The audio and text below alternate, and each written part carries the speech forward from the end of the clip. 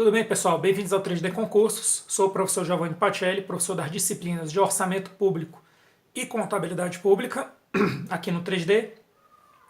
E vamos dar início ao nosso boletim semanal de Orçamento e Contabilidade Pública, referente às semanas dos dias 17 de abril até 23 de abril, certo?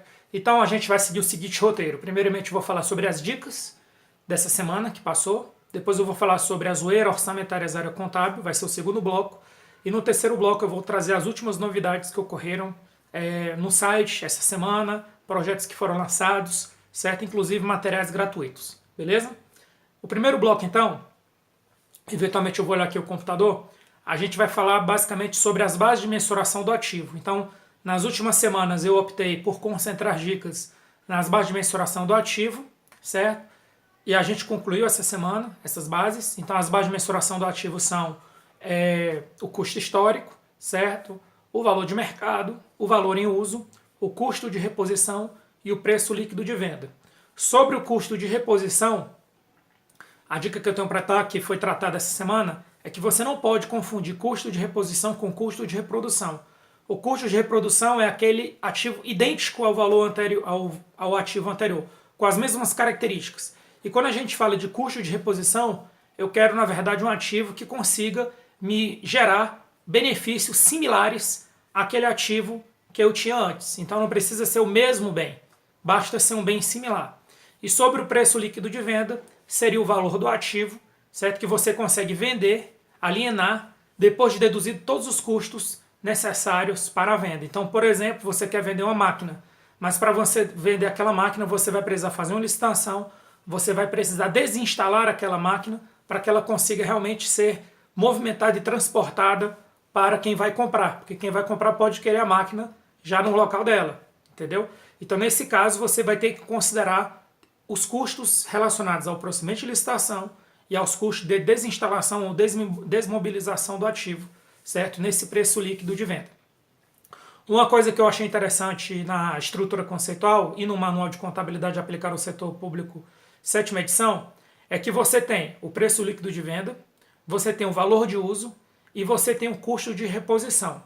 E aí diz o seguinte, isso é a parte mais interessante que eu vi. Se você tem um ativo, você só vai mensurar esse ativo pelo valor de uso se for mais eficiente, certo? Se for mais rentável você usar o ativo, certo? Do que você vender. Então, vamos lá dar um exemplo. Então, se para você usar o ativo, o valor e uso desse ativo, ele vai te dar, por exemplo, 10 mil reais de retorno, vale a pena continuar usando ele, desde que a opção de vender ele, certo? Se você for vender ele, tirar os custos de líquido de venda, e, por exemplo, vender ele for por 11 mil, é melhor você vender ele do que você continuar usando ele. Então, o que isso quer dizer? Quer dizer que o valor de uso ele é recomendado quando o valor do ativo for maior do que o ativo seria medido se você fosse usar o preço líquido de venda. Porque se o preço líquido de venda, se você for avaliar aquele ativo pelo preço líquido de venda e o valor que você achar para aquele ativo for maior do que o valor de uso, então é melhor você vender o ativo e é melhor você usar o preço líquido de venda. O que isso mostra? Isso mostra que os conceitos da contabilidade pública, eles não são apenas conceitos, eles são diretrizes gerenciais que o gestor deve tomar no dia a dia. E o outro exemplo é em relação ao custo de reposição. Ora, se você está usando um ativo e esse ativo te gera retorno de 11, só que o custo de reposição seria o quê, pessoal? Não seria um valor que te retorna.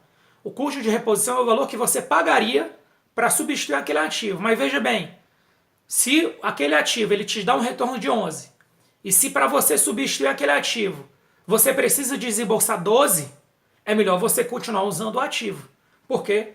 O valor de uso ele é mais vantajoso para você, porque é um valor de entrada, do que o valor que você pagaria para repor aquele ativo. Então é melhor você, às vezes, fazer a manutenção daquele ativo e continuar usando ele, porque se você não for usar aquele ativo, certo? O custo para você, o valor que você pagaria para repor aquele ativo, certo? Similar, seria maior do que o valor de uso. Moral da história, o valor de uso, que isso está na estrutura conceitual, o valor de uso ele é recomendado quando ele for maior que o preço líquido de venda, mas quando ele for menor do que o custo de reposição. Isso aí não é algo trivial de se compreender, certo? Isso está bem detalhado no meu material em PDF, tem uns exemplos lá que eu coloco. e eu acredito que isso pode ser sim cobrado em prova, porque isso é o coroamento das bases de mensuração do ativo. Beleza, pessoal? Terminamos o nosso primeiro bloco da nossa conversa de hoje, do nosso boletim, e vamos para o segundo bloco. No nosso segundo bloco, a gente vai falar sobre a zoeira orçamentária e a zoeira contábil. A zoeira orçamentária dessa semana foi bem simples. Eu apenas trabalhei a questão das fontes de créditos adicionais. Então a gente tem 6 fontes oficiais de créditos adicionais. A gente tem anulação de dotação, operação de crédito, a gente tem superávit financeiro do exercício anterior, a gente tem um excesso de arrecadação, a gente tem a reserva de contingência, que é a quinta, e a sexta e última, recursos que em virtude de veto, emenda ou rejeição, ficarem sem as despesas correspondentes. A minha pergunta é a seguinte: o fato de uma dotação, de uma fonte, ela ser negativa, ela influencia as outras fontes? Sim ou não? Resposta: não. Então as fontes são independentes. Então uma fonte de crédito adicional, ela não anula outra fonte. Então, por exemplo, não é pelo fato de você ter um déficit financeiro e você ter uma frustração de arrecadação que você não pode abrir uma nova fonte de crédito adicional usando como operação de crédito. Ou seja, essa operação de crédito ela não vai ter que deduzir o fato de você ter tido um déficit ou um excesso de arrecadação, uma frustração de arrecadação nesse exercício, ou um déficit financeiro do exercício anterior. As fontes são independentes. Do mesmo modo, não é pelo fato de eu ter um excesso de arrecadação esse ano e eu ter um déficit financeiro do ano passado que o déficit financeiro anula o excesso de arrecadação. Da mesma forma, não é porque eu tive um superávit financeiro do ano anterior que esse ano eu tenho um déficit de arrecadação, certo? Uma frustração de arrecadação, que eu não vou poder usar o superávit financeiro do ano anterior, porque as fontes são independentes. Isso parece simples, mas isso pode derrubar muita gente numa prova. E a segunda parte, pessoal, que faz a zoeira contábil, foi bem simples. Eu apenas lembrei as bases de mensuração do ativo e eu pergunto se o custo histórico ele é ou não atualizado com base em índices ou preços. Não. A base de mensuração que é atualizada com base em índices e preços é o valor de mercado. O custo histórico ele é mantido pelo valor da aquisição, certo? No entanto, o custo histórico ele está sujeito à depreciação, à amortização e aos testes de imparidade. Mas ele não está sujeito ao processo de reavaliação sistemática por conta de mudanças de índices, como por exemplo ocorre quando a gente faz uma aplicação financeira. Uma aplicação financeira ela deve ser mensurada pelo valor de mercado, porque à medida que o tempo passa, aquela aplicação financeira naturalmente ela aumenta de valor. É a tendência natural, pode ser que também caia, certo? Mas o custo histórico, quando você compra, por exemplo, um veículo, a princípio você usa o custo histórico, porque você não vai atualizar o veículo com base em índices e preços de mercado. No entanto, a cada 2, 3 anos você pode fazer uma reavaliação, na verdade a cada 4 anos, ou caso haja mudanças significativas, normalmente, você pode fazer uma reavaliação daquele ativo, mesmo usando o custo histórico. Então, resumindo, não confunda atualização de índices e preços, que é do valor de mercado, com ser aplicado isso ao custo histórico. Isso não é aplicado ao custo histórico. Porém, lembre-se, tanto o custo histórico quanto o valor de mercado, eles passam por um processo de reavaliação. Obviamente que no valor de mercado, se você está fazendo a atualização periódica com base nos índices, a reavaliação vai ser praticamente desnecessária, certo? Porque o próprio valor do ativo já vai estar alinhado ao preço de mercado, beleza?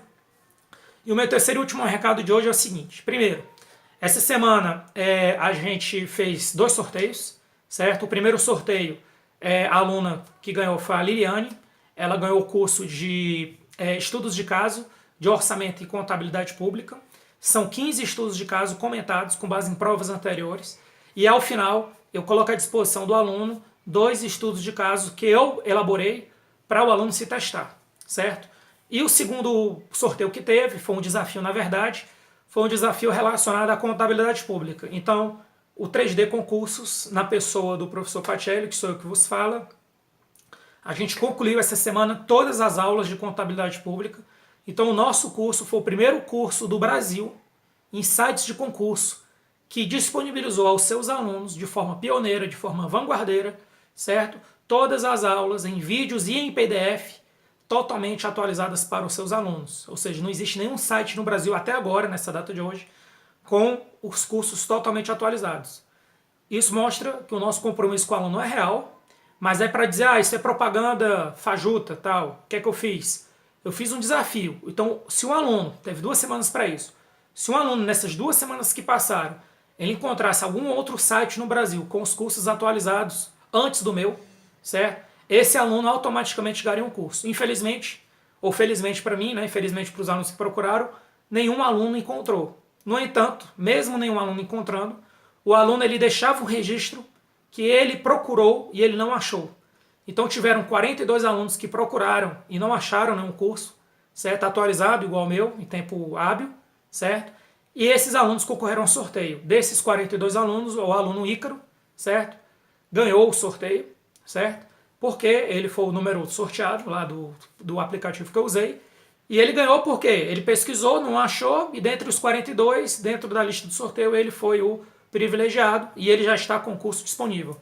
Ele, por acaso, escolheu o curso de discursivos de orçamento público, porque ele já era aluno do 3D, então ele já tinha um curso de orçamento público e de contabilidade pública. E aí ele optou pelo curso de discursivos, que também é um curso inédito, um curso pioneiro, um curso diferencial realmente para os alunos de alto nível, que é o nosso foco aqui.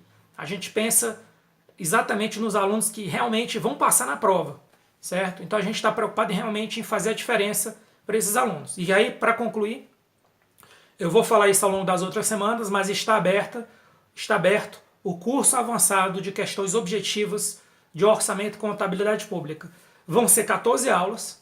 Como é que vai funcionar essas 14 aulas? Eu disponibilizo um PDF com as questões, o aluno, a aluna vai ter 1 semana para tentar resolver as questões e depois de 1 semana eu posto um vídeo no meu canal do YouTube e eu vou postar um link no site do 3D, certo? As questões. Lembrando, o PDF com as questões você só vai conseguir encontrar no site do 3D Concursos em materiais gratuitos, curso avançado de questões objetivas de orçamento, AFO e direito financeiro. Beleza, pessoal? Esse era um recado dessa semana. É o 3D fazendo a diferença.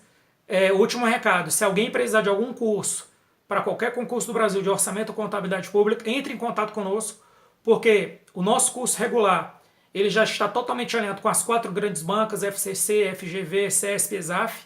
Então, para mim é muito mais simples hoje eu atender qualquer demanda pontual de algum aluno, desde que eu veja que também é viável para o site do 3D. Mas a tendência é sempre atender os nossos alunos. Então, hoje estamos com diversos concursos. Essa semana, a pedido, eu lancei o concurso para a Receita Federal de AFO e lancei a parte de agente da Polícia Federal, a parte de orçamento público, AFO também, porque 2 alunos me pediram isso. Então a gente já atendeu essa demanda. Caso haja alguma demanda, não pense 2 vezes, entre em contato conosco. Entre em contato conosco pelo faleconosco@3dconcursos.com.br ou pelo meu nome, pacelli@3dconcursos.com.br. Pacelli, P-A-C-E-L-L-I. Beleza, pessoal? Até a próxima semana, até o próximo boletim. Fiquem com Deus.